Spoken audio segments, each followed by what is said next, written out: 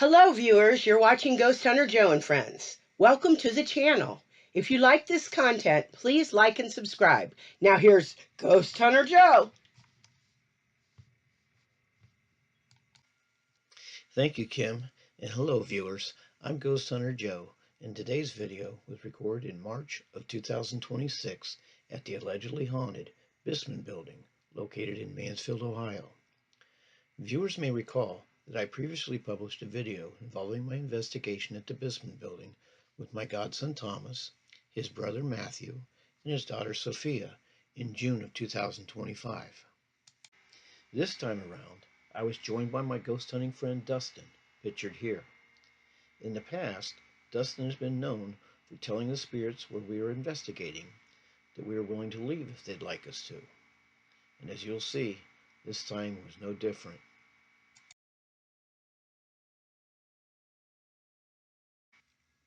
This is the Bissman Building, an old grocery warehouse located in Mansfield, Ohio, which was built in 1886 by Peter Bissman. Viewers may recognize it as the exterior of the Brewer Hotel in the classic 1994 movie, The Shawshank Redemption. I took this photograph of the Bissman Building when Dustin and I visited it in March of 2026. It is allegedly haunted by at least 4 ghosts, including Peter Bissman's 9-year-old granddaughter, Ruthie, whose body was allegedly found in the basement in a pickle barrel after being brutally assaulted and murdered. According to local urban legend, she wasn't buried at the Mansfield Cemetery with the rest of her family, and was instead buried in the basement, allegedly to avoid publicity, which frankly doesn't make a whole lot of sense to me. Her spirit allegedly haunts the building because she doesn't like being buried in the basement, and she understandably wants to be buried with the rest of her family. Another ghost that supposedly haunts the Bissman Building, according to local urban legend, is that of a worker who was decapitated during an elevator accident. And now for our investigation using my red and black EMF detectors and my necrophonic spirit box. We're at the Bissman Building in Mansfield, Ohio. Any ghosts here? This building is supposedly haunted. We can't go inside, but we're outside of it. Can any of you ghosts come to the door? Can you talk to us through this meter or through this box, or touch either the black meter or the red meter? Did the red one just light up? Can you touch the red one? I wasn't looking. If you're here, can you touch the red meter, the one on the right? Okay, thank you. Now, to prove it's you, can you touch the one on the left?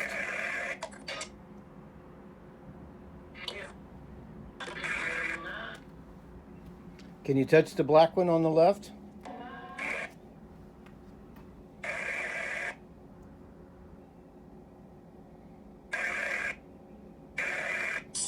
Okay, can you talk to us over the spirit box? Tell us your name. Can you tell us your name?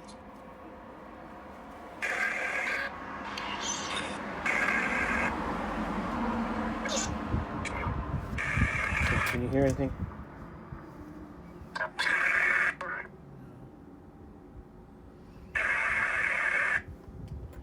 Are you a little girl?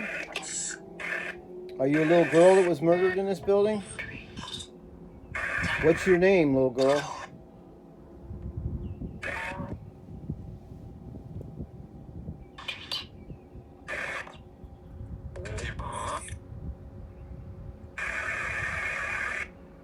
You got any questions, Dustin? Were you in a pickle barrel?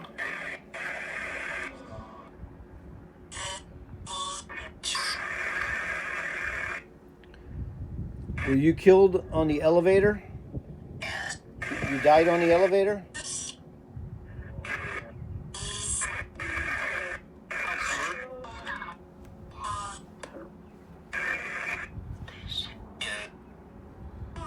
Did it just light up? I heard it said, please stop. Please stop. You want us to go away?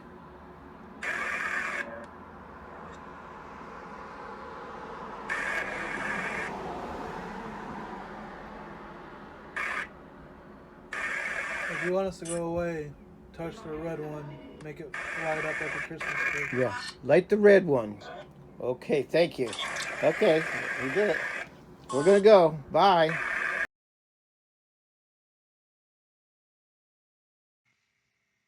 To be honest, I'm a little disappointed with myself for not pushing back when Dustin said he heard a spirit say please stop and agreeing to leave if the spirit would light up the red EMF detector. Don't get me wrong, I do believe that it's important when dealing with the dead, or the living for that matter, to keep our word, and if we give our word that we'll leave, we should leave. But we shouldn't have agreed to that. We had just got there, for goodness sakes. I should have asked the alleged spirit we were supposedly dealing with to let us ask a few more questions before agreeing to leave. After all, we were just starting to get activity. And I didn't notice at the time because I was only watching the red detector, but we did ask the alleged spirit to light up the red detector, and both the red and black detectors lit up, as shown in this screenshot circled in red. I should have insisted on it only lighting up the red detector if it really wanted us to leave. And if you'll recall, upon our arrival, I took Dustin's picture on the right holding the black EMF detector, and only one light lit up, indicating that it was on. But when Dustin took the picture of me on the left holding the red EMF detector in pretty much the same spot just a few seconds later, the meter was lighting up to a 2 out of 5, seemingly indicating a willingness to communicate with us. But who, pray tell, might we have been communicating? I had forgotten, but shortly after I published my other video on the Bissman Building, I debunked the urban legend that Peter Bissman's 9-year-old granddaughter Ruthie had been murdered and left in a pickle barrel, only to be buried in the basement with this comment I left with that video. According to findagrave.com, Peter Bissman's granddaughter Ruth died at age 71 and is buried in California. So, that leaves us with 3 other suspects possibly haunting this old building in Mansfield, Ohio, including 2 that I didn't get a chance to mention before agreeing to leave. Ruthie's Aunt Annabelle, who allegedly likes to hang out on the 4th floor, a night watchman whose name I cannot find, and a worker who was decapitated during an elevator accident. According to the internet, that worker's name was F.W. Simons, and he died in 1911 on his last day of work at the Bissman Building. What makes this really interesting is that a paranormal investigator allegedly captured a picture of a ghostly head on the floor by the elevator.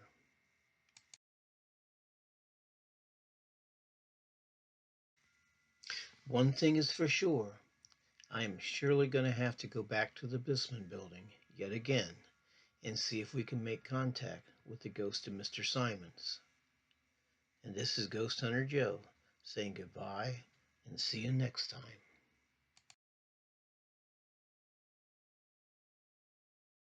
Thank you for watching, and if you like this content, please don't forget to smash that like button and make sure to subscribe.